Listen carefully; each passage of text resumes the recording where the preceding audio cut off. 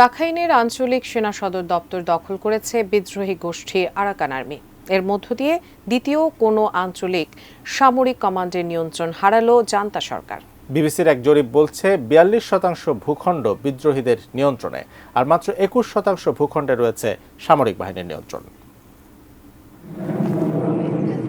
গত ২ সপ্তাহ ধরে তীব্র লড়াইয়ের পর বাংলাদেশ সীমান্ত সংলগ্ন রাখাইন রাজ্যের আন শহরে অবস্থিত জান্তা বাহিনীর পশ্চিমাঞ্চলীয় সামরিক কমান্ড দখলে নিয়েছে গোষ্ঠীটি। গুরুত্বপূর্ণ এই সামরিক কমান্ডের নিয়ন্ত্রণ হারানো সামরিক সরকারের জন্য বড় ধাক্কা, কারণ এটি ছিল রাখাইনের জান্তা বাহিনীর নিয়ন্ত্রণে থাকা সর্বশেষ শক্ত ঘাঁটি।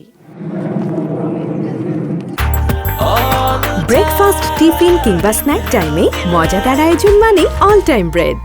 ভিডিও চিত্রে দেখা গেছে আন শহরে আঞ্চলিক সেনা সদর দপ্তরের ভবনগুলো থেকে ধোঁয়া উঠছে।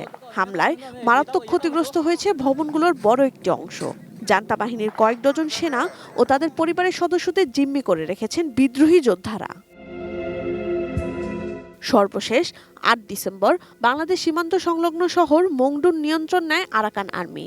এর মধ্য দিয়ে মিয়ানমার ও বাংলাদেশের ২৭০ কিলোমিটার সীমান্ত পুরোপুরি আরাকান আর্মির দখলে চলে গেছে।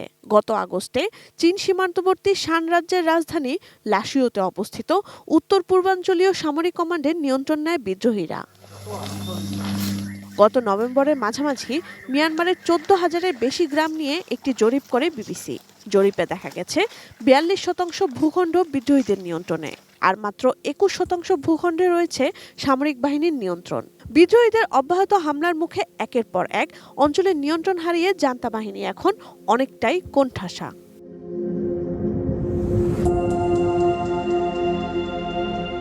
Sanjida Sylvia, desk report, ATN news.